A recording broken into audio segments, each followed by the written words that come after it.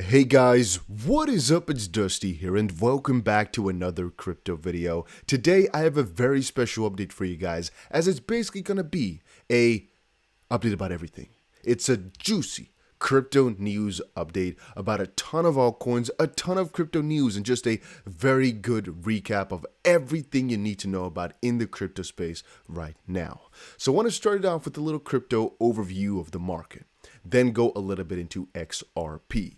Before moving over into the latest Polygon news, we have a little bit of news over on Algorand, and of course, I cannot skip out on Cardano as we have a ton of news regarding that. We have a little bit about VeChain, a little bit about Hbar, some juicy news regarding Grayscale, interesting article regarding Tron, you'll see why. A very important meeting that's happening in El Salvador pretty soon, I think in a couple of hours.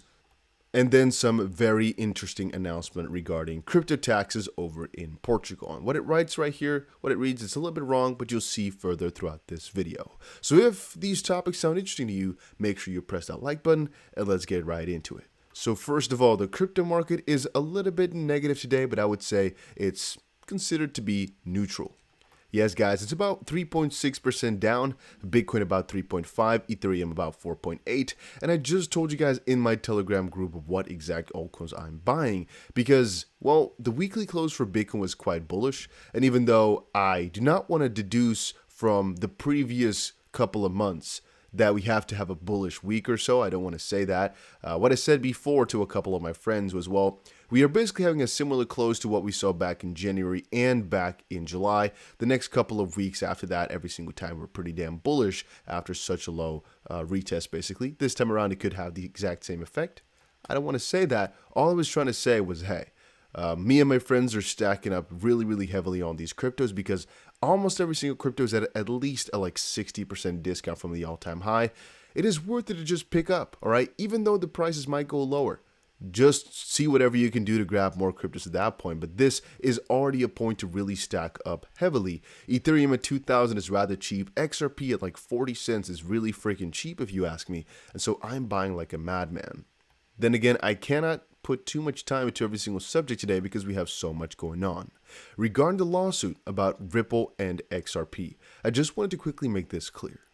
Do you remember Charles Gasparino's reaction on Twitter Live when I told him that Hester Peirce's crypto mom did not receive a copy of the Hinman ETH free speech before he gave it? Jay Clayton was actually the only commissioner to receive a copy of it. Remember Hinman's reasoning? He didn't want to input from crypto mom or Elliot Roisman because it might not be worth the delay. Did you read the deposition above asking about Clayton's law firm Sullivan and Cromwell? I guess the Ripple lawyers are conspiracy theories as well. Maybe Hinman didn't provide it to Hester and Elliot or the other commissioners because they might suggest not picking the winners and losers. Again, guys, I am not here to state any facts about whether or not these guys are fraudsters or actually acting with any sort of double agenda, but I'm trying to point out these clear inaccuracies in how these things work and the potential hypocrisies in it all. We have established a really good base to explain, I guess, that the entire emails regarding the William Hinman speech, it just doesn't make sense for them to be kept private. And the fact that there's just so ridiculously many parts that are sketchy, right? That's the right denomination of it, sketchy, that I think it should be investigated more properly. Yet within the US, it seems to be a really big issue. Now, of course, John Deaton is taking to Twitter, and he recently, even today, said, hey, we're giving you again an update for this connected Congress as we got to stand up and stand out and let the Congress know that we are not thinking this is the right way to do it. Then again, I find it odd how nobody higher up is thinking, you know what, let's actually go through this. It's only Empower US that's going for it to basically get these FOIA requests out there, but I kind of wonder how or why. It makes you think. Then again, if you're wondering what's the next step in the lawsuit, we're not at the bigger decisions just quite yet. Before we'll see some really big dents, it's going to take a little bit of time. Right now, we're just fighting some very small issues, mostly regarding the emails or so.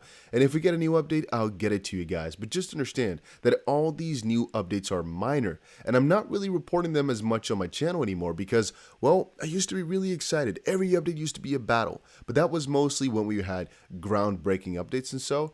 If there's a really new big result made by the judge, I'll surely cover it as soon as it comes out. If it's mostly like a one filing by the SEC or one filing from Ripple, I'm trying not to make an entire video about it because if it's not going to do anything for the price and it's not really anything groundbreaking for the case, why do I need all your time for that?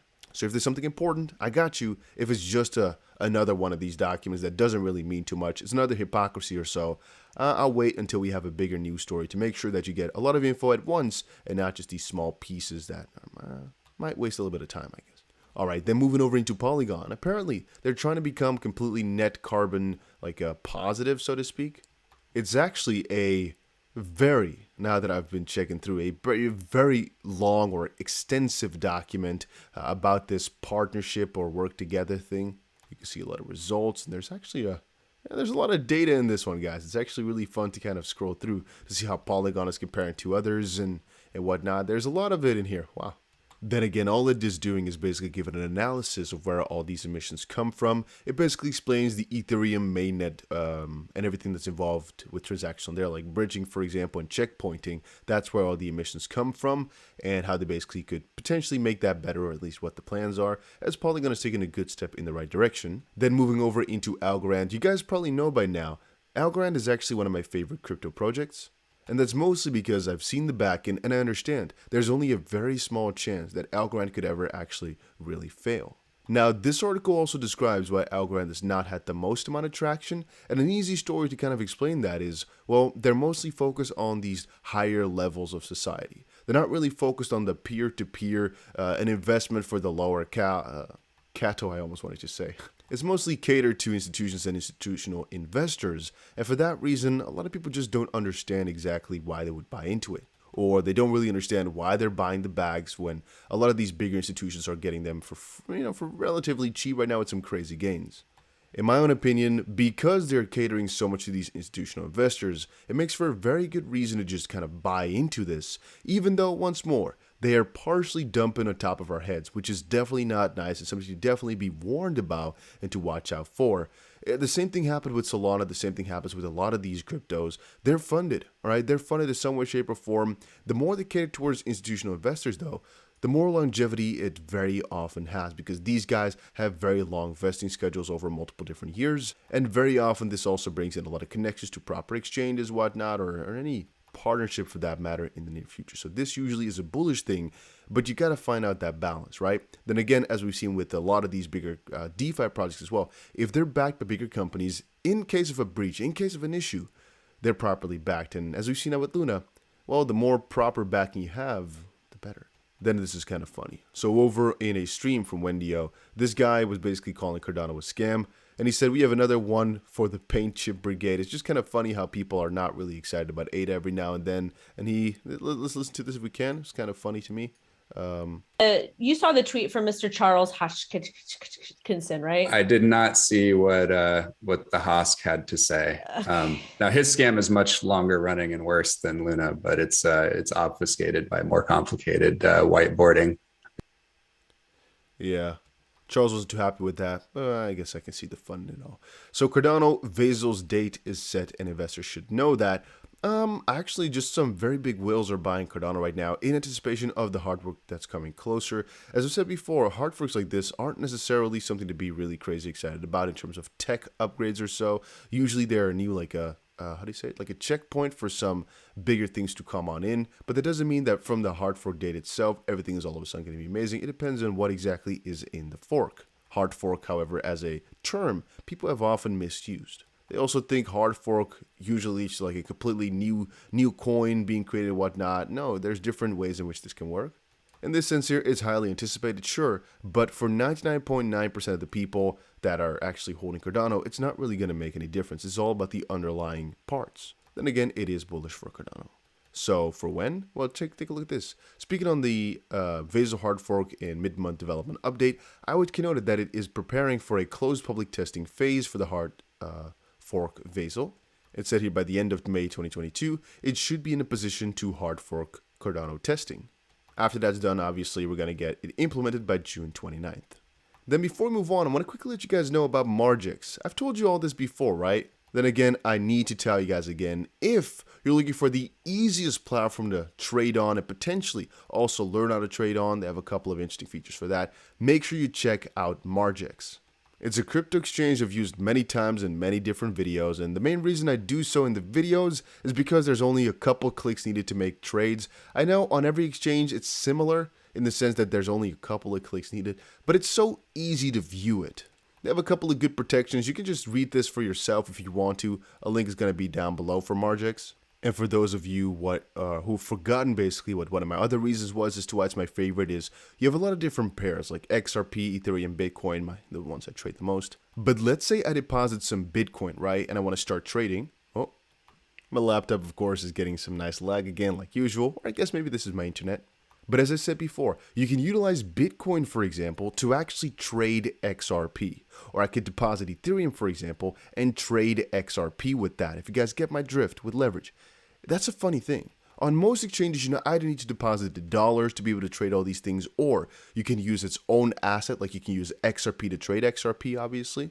But the fact you can use any crypto to trade any crypto, man, I love that. So once more, if you're looking for a cool platform to trade, make sure you check out Margex. A link is down below. I think they vouch to become the easiest trading platform out there. And again, you can already see it. This is the entire overview. They don't have many other buttons, but it's very simple. So check it out. And as always, guys, be responsible with trading. It is a dangerous game. Know what you're doing, all right? Know what you're doing. Having said that, VeChain is actually calling up for developers to hop on over. Phantom and a couple of others are doing that too, and they're kind of plugging themselves. And hey, we'll send you some money as well if you're coming over to us. It's kind of funny. Without focusing too much on just what projects are pushing Luna, right? Because I could sit here for another 50 minutes talking about that. Hbar is launching a $250 million fund, but it's actually a metaverse fund to enhance consumer brand adoption. Quote, "This is the largest fund that Hbar Foundation has launched to date, a statement of intent for their aspiration in the tokenized economy and metaverse space." So yeah, this is a really good thing. They're basically doing this metaverse fund to drive consumer brand adoption of tokenized Web3 applications, mostly for business to consumer and mostly across 4 sectors: blockchain gaming, the brands and collectibles marketing, sporting experiences, and institutional metaverse opportunities. Okay, so that's pretty juicy for Hbar. Then regarding Tron, Justin Sun commits $10 million in USDD to assist small holders hardest hit by the UST depegging. So this story is actually him saying, hey, I want to give you guys $10 million, right? If you were hurt by the UST scandal, we have a better stable coin, so we'll give you 10 million bucks for a couple of the smaller wallets. How he's going to do it, I have absolutely no idea. I think he wants to get another viral stunt going. And again, if you think about it, $10 million is not really that much for him for everything he can get back from this one. Then again, $10 million is a lot of money to just give away for absolutely free if there's not a big return on it, literally. Like $10 million of him just giving it away to USD holders, it's just giving away $10 million, you know? It's not as if it's like a good marketing ploy straight out the bat, depending on how he markets it. Then again, I'm also not sure how people are going to notice this unless it gets really viral, and then it makes the 10 million worth it again, depending on what his goal is. Is it to get more people to use USDD, a new algorithmic stablecoin? Honestly, I think it's one of the most stupid propositions ever, because if you're funding people or helping people out that have been hit by a algorithmic stablecoin because the concept was kind of bad the way it was implemented, you think they'd be happy to join your algorithmic stablecoin with even higher yields? Not sure about that. To leave Tron behind, Grayscale is doing some interesting stuff. They're launching a European ETF while urging the SEC to approve GBTC conversion into a spot Bitcoin ETF. But they're basically doing some company investments over in Europe, and they're making an ETF for that in the crypto space. Grayscale Investments has announced the launch of an exchange-traded fund in Europe. The company's Future of Finance UCITS ETF will list on the London Stock Exchange, Borsa Italiana, and Deutsche Börse. And it's basically going to be an index and seeks to offer investors exposure to companies at the intersection of finance, technology, and digital assets. And this is honestly something that I would personally join as well. I don't think this is actually a really bad... No, this is actually a really good thing. Let me say it like that. I think if I had to pick something, this is a very nice one to have. Crypto companies are very profitable. Some go wrong, sure. But I think if you have an aggregate of them, if the crypto space keeps going, this is going to be a one hell of a performant thing. Then regarding this meeting from today, apparently this number list is actually a little bit longer. It said here 44 central banks to attend Bitcoin gathering in El Salvador. Apparently it's even higher than that. 32 central bankers and 12 financial institutions from 44 countries, including Egypt and Pakistan, are to descend on El Salvador on Tuesday to discuss Bitcoin and crypto and whatnot. Unfortunately, I can't see it anymore, I guess. Okay, on this website, I need to take a subscription. I'm a little bit too butthurt to go look further, though. Just understand, they're going to be talking some crypto. There's a full list on Nayib Bukele's Twitter of all the countries that are joining that. Then again, I'm not so sure what they're going to be talking about more so than the Bitcoin rollout. We shall see, right? Because even if they start talking about it, doesn't mean anything's going to change, but it's nice to see these guys open up. Once more, they're not entire countries, period. They're central bankers and very important people in these countries. They're not the countries themselves, so to speak, because how would you do that? But then again, the central bank kind of does represent them, I guess. You can see also a list here of a couple of countries that are going to be represented and stopping by. And then a little side note. Do you guys want to know what pain feels like? It is opening your freaking Google Chrome just to notice that it still reflects here a $4.4 Luna price. I wonder if this is the price before it went to $100 or actually afterwards. But damn, that does not feel nice to see. Oh, sorry. Okay, focus. So I'm actually making a video over on YouTube with this title, but I want you guys' feedback real quick. Luna is dead, but it could have a massive pump this week, and here's why. New Luna fork explained. Not so sure I'm happy with the title, you know? You guys have said, please don't make your titles so obnoxious or whatever. So that's the title. And what it's basically going to be about is there's going to be this new snapshot, new Luna token and whatnot, and explain everything about it. And I think it could honestly have a pretty crazy pump or dump depending how people take it in. But the vote is going to be tomorrow. So tomorrow is going to be the big catalyst for all that. Yeah, right. And I'm thinking I should warn people that there could be a pretty big pump coming up. And that's most likely orchestrated to kind of mess you up, so to speak. Like, it's not a good thing. Then again, it can also be a really big dump depending on whether or not this proposal is basically approved or denied. But both of these decisions, approval and denial, can have a bullish and a bearish scenario. So just to quickly explain it, if the decision is yes, let's approve it. The bullish scenario is people are getting excited for the new fork and they want those new tokens. The bad scenario is, well, he's not doing what the people wanted. If it gets denied, then the good scenario is he has to look for a new way because his own plan cannot work. And so there's a bigger chance that people's plan can get going. The bad idea or side is, what now? We're waiting for the next step. Now we have nothing. So without further ado, just let me know down below if this is a good title or not. Once more, Luna is dead, but it could have a massive pump this week. Here's why. New Luna fork explained. Or if you just think of a better title in any way, shape, or form, let me know down below. Because I suck at making titles. I swear I've made thousands of videos. And the hardest part about making them is thinking of titles. That's my worst fear. And when I go to bed at night, that's what I'm thinking about for the next day. I'm thinking, oh my days, I have to think of 3 new titles again.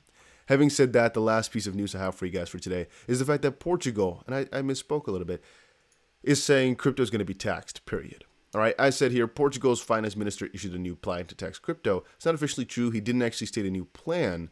But when I saw people say, they're going to tax crypto, I was like, well, there's an idea to start taxing crypto, but the official thing is not rolled out, if you guys get my drift. It's not being confirmed as to how or what. It's just like a plan to go do it.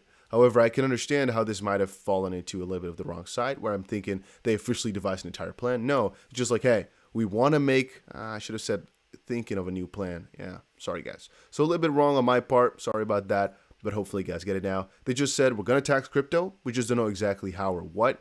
And one of you guys, I think, commented that too. Let me check it out here. Here. So no plan is officially made.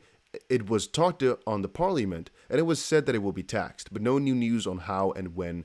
And it is to be studied first. So it might take a little bit of time, which I guess is good. And I also think sometimes the UAE might also get some crazy crypto tax. At least regulations soon, as Binance is stepping over there and getting their headquarters there. People are often rejoicing and thinking, wow, that's so progressive from the UAE. Sure, that means you can't get banned, and but they might eventually go for some taxes of becoming the headquarters, but we shall see how it goes. That was it for right now, guys. Hopefully you guys all enjoyed this video. If you did, make sure you press the like button and subscribe, and I will definitely see you guys again in another crypto video later today. It was a lot of news, but I think it was also a lot of fun and some good stuff, right? So longer video, but I think it was worth it.